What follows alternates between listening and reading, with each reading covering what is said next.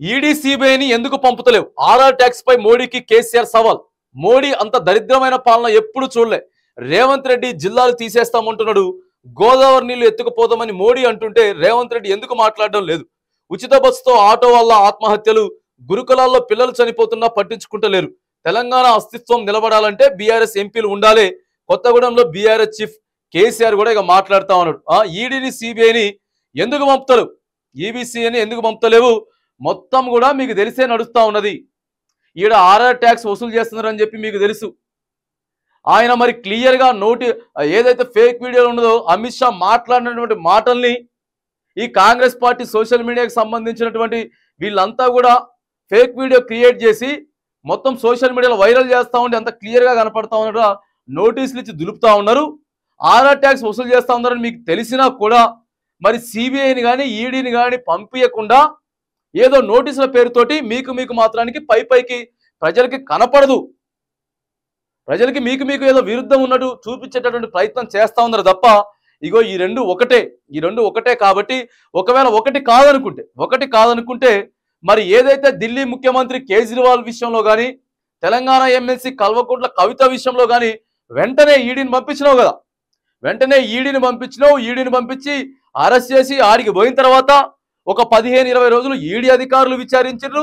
తర్వాత మళ్ళీ వెంటనే సిబిఐకి అప్పచెప్పిర్రు కాబట్టి మరి ఇక్కడ తెలంగాణ రాష్ట్ర ముఖ్యమంత్రి తర్వాత ఇక్కడ ఉన్నటువంటి పాలకులంతా కూడా పేద ప్రజలను ఆర్ఆర్ ట్యాక్స్ తోటి వసూలు చేస్తా ఉన్నారు. పైసలు ఆర్థికంగా ప్రజలను బలహీనపరుస్తూ ఉన్నారు.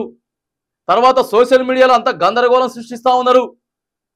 మరి ఇవన్నీ పెద్ద పెద్ద విషయాలు కాదా? ఏదో చూసి చూడనట్టు నోటీసులు ఇచ్చుకుంటా లేకపోతే ఏదో చిన్నగా ఇక్కడికి వచ్చినప్పుడు సభలల్లో ఏదో చిన్నగా సీరియస్ అయినట్టు చేస్తూ ఉంటే మరి వీళ్ళిద్దరు ఒకటే అని చెప్పి కూడా నిన్న కొత్తగూడెం సభలో కేసీఆర్ మాట్లాడుతూ ఉన్నాడు. మరి మోడీ అంత దరిద్రమైన పాలన నేను ఎప్పుడు చూడలే. దాదాపుగా నేను 70 ఏళ్ళు చూసుకుంటూ వచ్చిన దాదాపుగా 40 నుంచి 45 ఏళ్ళు నా రాజకీయ ప్రస్థానం చూసుకుంటూ వస్తా ఉన్నా కానీ ఇంత దరిద్రమైనటువంటి పాలన మోదీ పాలన నేను ఎప్పుడు చూడలేదని చెప్పి మరి కేసీఆర్ మాట్లాడుతూ ఉంటే ఈడికెళ్ళి మన నదుల నుంచి వెళ్ళి నీళ్లు తీసుకుపోయేటటువంటి ప్రయత్నం చేస్తూ ఉన్నారు. ఆడ ఏపీ వాళ్ళు కొద్ది దోచుకుంటా ఉన్నారు, మొత్తం కేంద్రం కూడా దోచుకుంటా ఉన్నది. అరే వీళ్ళంతా దోచుకుంటా ఉన్నారు అని చెప్పి సకల జనులు సమ్మె చేసి తెలంగాణ రాష్ట్రాన్ని సాధించుకుంటే మళ్ళీ ఇప్పుడు కాంగ్రెస్ పార్టీ వచ్చిన తర్వాత వాళ్ళకి మళ్ళీ పగ్గాలు వచ్చేసినాయి. నీళ్లు మొత్తం తీసుకునేటువంటి ప్రయత్నం చేస్తా ఉంటే కనీసం రేవంత్ రెడ్డి చీమగుట్టినట్టు కూడా లేదు, ఏమీ మాట్లాడతలేడు. మరి రాష్ట్రం అధోగతి పాలవుతుంది. తెలంగాణ ప్రజలంతా కూడా దయచేసి ఆలోచన చేయాలని చెప్పి మరి నిన్న ప్రతిపక్ష నేత కేసీఆర్ మాట్లాడుతూ ఉండు. ఇదంతా కూడా కొత్తగూడెంలో సభకు హాజరైనటువంటి జనాంగం వీళ్ళంతా.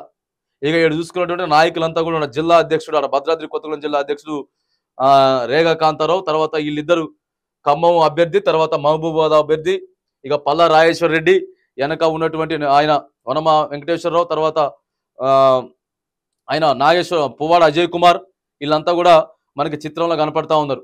ఆర్ఆర్ ట్యాక్స్ విషయంలో ప్రధాని మంత్రి నరేంద్ర మోడీపై బీఆర్ఎస్ చీఫ్ కేసీఆర్ ఫైర్ అయ్యారు. ఆర్ఆర్ ట్యాక్స్ వసూలు నిజమే అయితే నరేంద్ర మోడీ ఈడీ సిబిఐని ఎందుకు పంపడం లేదని ప్రశ్నించారు. అవినీతి జరిగిందని చెప్పిన మోడీ చర్యలు ఎందుకు తీసుకోవడం లేదని ప్రశ్నించారు. మోడీ అంత దరిద్రమైన పాలన తాను ఎప్పుడు చూడలేదని చెప్పి కూడా కేసీఆర్ చెప్తా ఉన్నాడు. మరి నిన్న వచ్చినటువంటి తెలంగాణ రాష్ట్రంలో మెదక్లో సభ జరిగితే నరేంద్ర మోడీ గారు క్లియర్ గా చెప్తా ఉన్నాడు, ప్రజల్ని ఆర్ఆర్ ట్యాక్స్ పేరుతోటి వసూలు చేసుకుంటా ఉన్నారు, ఈడికెళ్ళి కాంగ్రెస్ పార్టీ అధిష్టానానికి పైసలు పంపిస్తా ఉన్నారని చెప్పి సాక్షాత్తు ప్రధానమంత్రిగా ఉన్నటువంటి మీరే మాట్లాడుతూ ఉంటే మరి ఈడికెళ్ళి ఎందుకు దర్యాప్తు సంస్థలను పంపించి దర్యాప్తు చేపిస్తలేరు? మీరంతా కూడా ఒకటే అని చెప్పి కేసీఆర్ కూడా మాట్లాడుతూ ఉన్నాడు. ఇక ఉచిత బస్సు తోటి ఆటో వల్ల ఆత్మహత్యలు, ఉచిత బస్సు తీసుకొచ్చిర్రు హడావుడిగా ఉచిత బస్సు తీసుకొచ్చిర్రు. కానీ మరి ఉచిత బస్సు తీసుకొచ్చినప్పుడు ఏం చేయాలి? ఉచిత బస్సు తీసుకొచ్చినప్పుడు ప్రయాణికులు ఇంకా ఎక్కువ మంది ఎక్కుతారు, మహిళలు ఇంకా ఎక్కువ మంది ఎక్కే ఆస్కారం ఉంటుంది. కాబట్టి బస్సులను పెంచాలా, తెలంగాణ రాష్ట్రంలో బస్సులను పెంచాలా. బస్సులు పెంచుతుండటంతో పాటు డ్రైవర్లను కండక్టర్లను కూడా పెంచాలా. తర్వాత ఆర్టీసీ కార్మికుల ఎవరైతే ఉన్నారో వాళ్ళందరినీ కూడా సిబ్బందిని కూడా పెంచే ప్రయత్నం చేయాలి.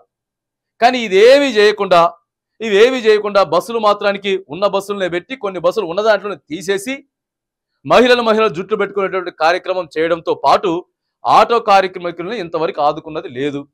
పొన్నం ప్రభాకర్ గారు చెప్పిండు, ఆటో కార్మికులందరూ కూడా మేము ఆదుకుంటాం. మంత్రి పొన్నం ప్రభాకర్ వెంటనే మరి ఏమైందయ్యా, ఆటో డ్రైవర్లు చచ్చిపోతా ఉన్నారు, ఆత్మహత్యలు అవుతా ఉన్నాయి, వాళ్ళ కుటుంబాలు గడవట్లేదు, మీరు అనాలోచితంగా ఆలోచించకుండా ఫ్రీ బస్ ఏదైతే అమలు చేసినారో ఆటో డ్రైవర్ల బతుకులన్నీ కూడా ఆగమైపోయినాయి, ఆటో డ్రైవర్ కార్మికులంతా కూడా మీకు మూకుముడిగా ఓట్లేసినారు, మరి ఏంటిది పరిస్థితి అని చెప్పేసి అడిగితే ప్రతి నెల 12,000 రూపాయలు ఇచ్చేటటువంటి ప్రయత్నం నెక్స్ట్ నెల నుంచే చేస్తామని చెప్పి ఫిబ్రవరి నెలలో చెప్పిండు పొన్నం ప్రభాకర్ గారు. ఫిబ్రవరి అయిపోయింది, మార్చ్ అయిపోయింది, ఏప్రిల్ కూడా అయిపోయింది, మే వచ్చింది మళ్ళీ. కానీ ఇంతవరకు కుయ్యి లేదు, కయ్యి లేదు. ఆటో డ్రైవర్ల బతుకుల గురించి వెళ్ళి ఇంతవరకు మాట్లాడిందే లేదు. మరి ఏమైపోయింది? ఆటో డ్రైవర్లు ఆత్మహత్యలు చేసుకుంటా ఉంటే అవి కనపడవు, అసలు వాటి గురించి మాట్లాడరు. కనీసం వీళ్ళు సాయం చేస్తూ చేయడదో పక్కగా పెడితే కనీసం ఆటో డ్రైవర్ల గురించి మాట్లాడేవాడు లేడు. గురుకులాల్లో పిల్లలు చనిపోతా ఉన్నా పట్టించుకోవట్లేదు. గురుకుల పాఠశాలల్లో విద్యార్థులు చనిపోతా ఉన్నారు. భువనగిరిలో 3-4 మంది చనిపోయినారు. చాలా మంది కూడా వసతులు బాగలేవని చెప్పేసి, కరెంటు చక్కగొత్తలేదు, నీళ్లు చక్కగొత్తలేవు గురుకుల పాఠశాలలు అని చెప్పేసి అది కూడా చెప్తా ఉన్నారు. కానీ ఆడ పట్టించుకునే నాదులు లేడు. అన్ని సమస్యలని పేరుకుపోయి ఉన్నాయి. తెలంగాణ రాష్ట్రంలో సమస్యలని పేరుకుపోయి ఉంటే మీరు వచ్చిండ్రు నెల రోజులు లేకపోతే 2 నెలలు ఆలోచన చేసుకోవాలి, బడ్జెట్ను చూసుకోవాలి, పాలన గాడిలో పెట్టుకోవాలి. ఏడబెట్టిండ్రు మొత్తం గత ప్రభుత్వాన్ని చేసిన అవినీతులు అనుకుంటా, తర్వాత వాళ్ళని నిందించుకుంటా, వాళ్ళని తిట్టుకుంటా, బూతులు మాట్లాడుకుంటా ఇదే జరిపా. మళ్ళీ ఇప్పుడేమో ఎంపీ ఎన్నికల కోసం మనం ఎందుకంటా ఉన్నామనంటే అసలు వాస్తవంగా పాలన గాడిలో లేదు. తెలంగాణ రాష్ట్రంలో పాలన గాడిలో పల్లేదు. ఎవరి ఇష్టానుసారంగా ఎవరు మంత్రులు వాళ్ళు ఎవరి ఇష్టానుసారంగా వాళ్ళు ముందుకు పోతా ఉన్నారు. కానీ ఇగో ఎక్కడ కూడా ప్రజలకి పని చేసేటటువంటి చిత్తశుద్ధి నాయకుడు ఏ నాయకుడు కూడా కనిపించలేడు. కాబట్టి మరి మనం అడిగేటటువంటి ప్రయత్నం చేస్తాం. ఇక ఆడ ప్రతిపక్ష నేత కూడా బయలుదేరిండు. ప్లస్ పాయింట్ అయింది ఆయనకి ప్లస్ అయింది. కాంగ్రెస్ పార్టీ ఏవైతే హామీలు ఇచ్చిందో, ఏవైతే గ్యారంటీలు ఇచ్చిందో అవి మొత్తం వాళ్ళకి మైనస్ అయినాయి. ప్రజల దగ్గర నుంచి పెద్ద వ్యతిరేకత వస్తూ ఉంటే ఈడ కేసీఆర్ సభకి ఖమ్మం కొత్తగూడెం మొత్తం కాంగ్రెసే ఉంటుంది. ఆడ కూడా పెద్ద ఎత్తున కేసీఆర్ మాటలు వినడానికి కూడా ఆడికి కూడా ప్రజలు వస్తూ ఉన్నారు.